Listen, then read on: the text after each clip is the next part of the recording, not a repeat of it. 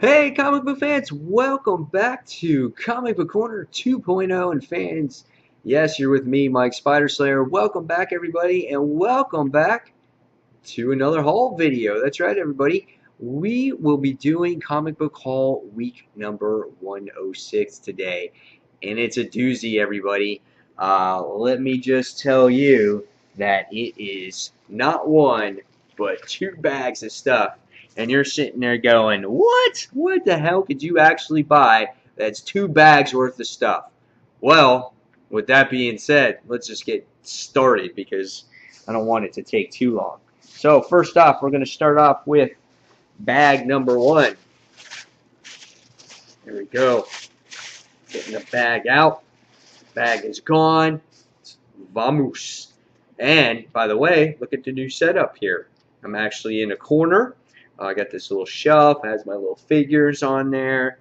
Still got the kind of the background here. I'll put posters there. So just changing up things a little bit. Keep it fresh.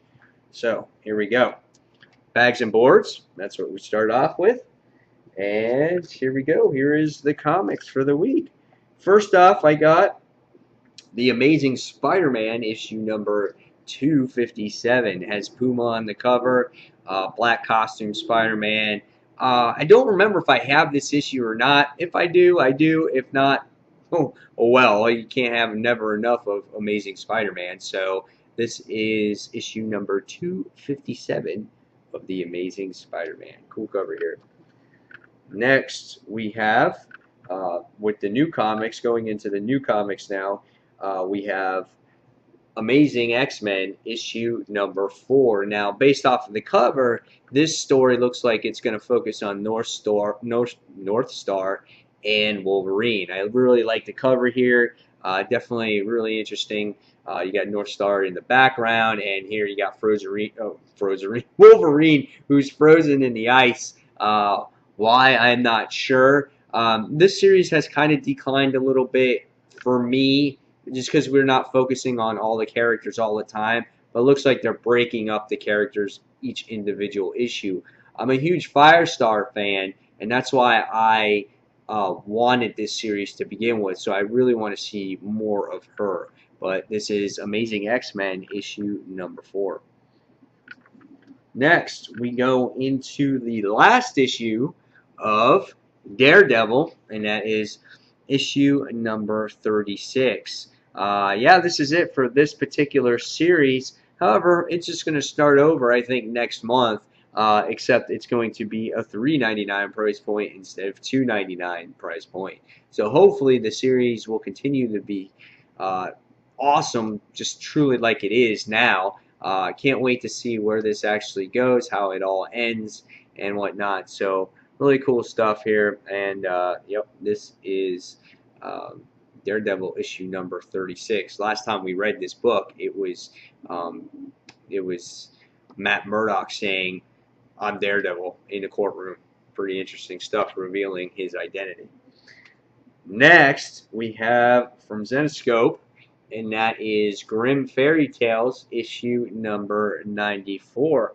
On Comic Frontline, some of the team members over there got a chance to interview Patrick Shan. If you guys want to check out Comic Frontline, and he's given us an insider basically of what's going on with Zenescope, and and how the universe is and whatnot. And if you guys want to see that interview, go ahead and check out Comic Frontline. Here we have Grim Fairy Tales issue number 94. Pretty interesting cover. I may do so myself. I actually haven't read the particular series in a while, but again, the universe is changing. Once it gets up to issue 100, there's something big that's supposed to happen. So I want to kind of jump on board now before that actually happens. So this is Grim Fairy Tales issue number 94. Next, we have a lot of people's favorite, and that is Harley Quinn issue number 3. Interesting cover here.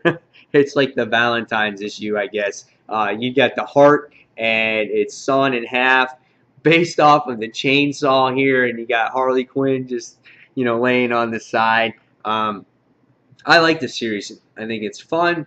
I love Harley. I love the artwork in here, and again, I can't wait to read it each and every month that it actually comes out. So this is Harley Quinn issue number 3.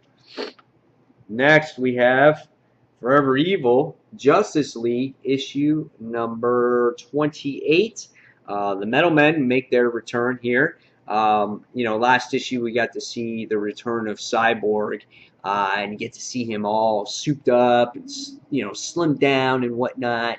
And then at the end of the issue, it was like, oh, it's the Metal Men. So I wasn't like so overly excited, but however, the Forever Evil tie-ins have for when it comes to the Justice League and JLA and all those other books, they've been really, really solid. So I'm not going to put this one down, or I'm not going to doubt it until after I read it. Obviously, Jeff Johns has done a phenomenal job with these tie-ins here and the overall series in itself. So I highly suggest you guys give it a try and read it if you can. But this is the tie-in issue, Justice League issue number 28. Next, we have a new number 1 from Marvel, all new Marvel now, and I've been waiting for this for a very long time, and this is New Warriors issue number 1. I read New Warriors when I was a kid in the early 90s, and now this book is finally relaunched, and we've been getting lots of hype about it. And here's your team. I mean, you get some of the original people on there like Nova and Cannonball. And this time you got Arsenal mixed in there with Kane and Sun Girl. And so it's going to be really interesting to see how this series pans out. I think Christopher Yost is the writer of this series, and he's written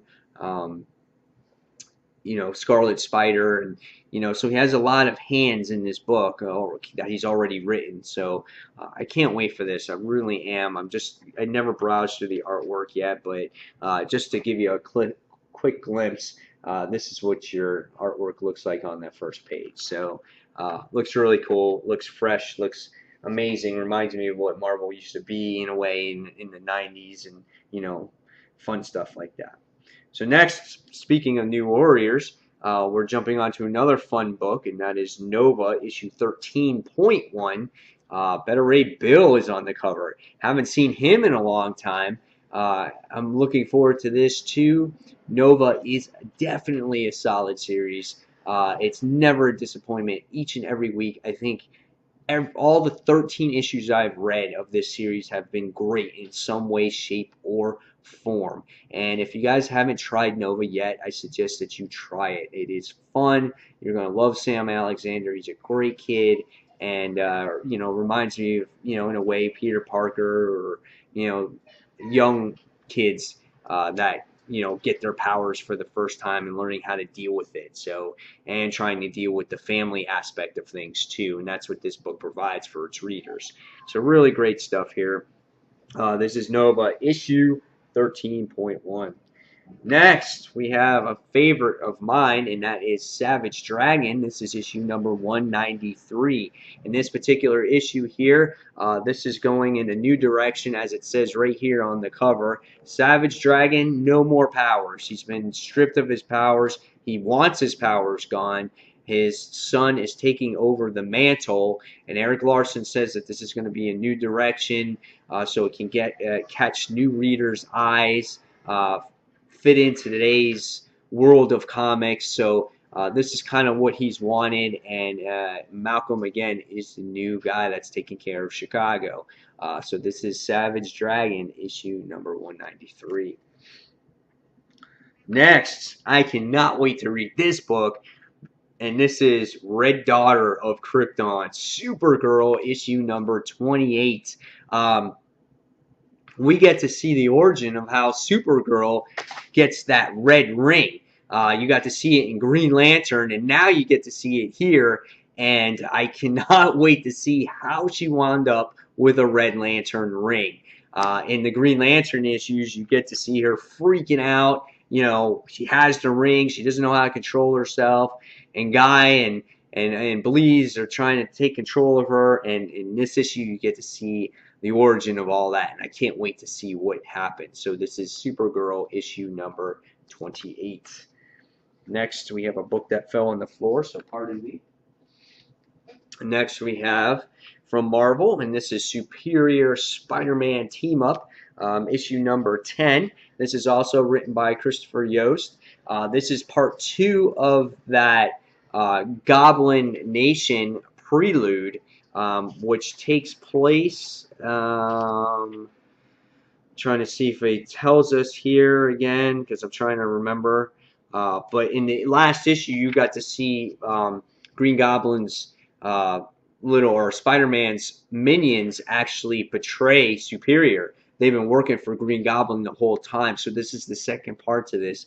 And the team up here is Daredevil and Punisher. So really interesting to see how this does fit in to Goblin Nation and why these minions betrayed Superior Spider-Man. So this is Superior Spider-Man Team Up, issue number 10.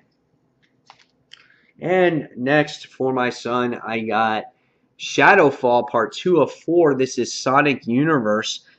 This is issue number 60. Again, for my son, this has got Shadow the Hedgehog on there.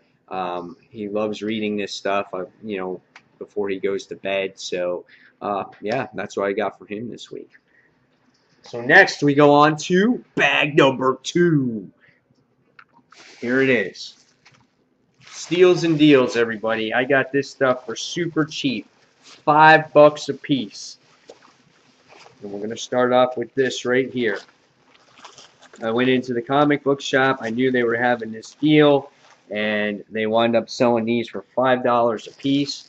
And this is the Marvel lead figures. The first one I got here was Absorbing Man. You can see that here. We got his magazine. We got his character right here. Again, he's a lead figure. $5 a piece. These guys are selling for like 16 bucks each. So this was the first one I got. So there's that one. And these guys will be going on the case back here behind me. The next one we got is Deathlock. That's right. So we can see him here in his packaging. We got Deathlock. He's got his guns on there. He's standing like this. Again, $5. Comes with its own magazine that tells you the origin of the characters. Again, you can see what the original price tag was. $18, $5. Next one we have is the Shocker. Really happy to get the Shocker because he belongs to the Spider-Man family, part of the Sinister Six. I think at one point or another or whatnot, he can go with the Beetle and the Hobgoblin as the Spider-Man family. He didn't come with a box. He's actually wrapped in bubble wrap, as you can see here. So he's right there. So I didn't take him out yet, but he's part of that Spider-Man family. And then last but not least, I wound up getting this one too, and it is the Leader. So he looked really cool in the case, and so I decided to pick him up again. He's in his bubble wrap as well. If you guys want to see a review or an unboxing of these characters, go on to Comic Frontline's YouTube channel. It will be under the playlist called Toy Chest, and I will be doing an unboxing and the reviewing of these characters in detail. So, so there you have it, guys. There is your haul for this week. Lots of stuff. Totally excited for these Marvel lead figures, like I said. Lots of comics to read, and I hope you enjoyed this week's haul, week number 106. So, guys, as always, thank you for watching Comic Book Corner 2.0, and look forward to a couple reviews and things like that. So, guys, again, as always, thank you for watching, and I'll see you on the next comic book review. Take care, guys. See you soon. Bye.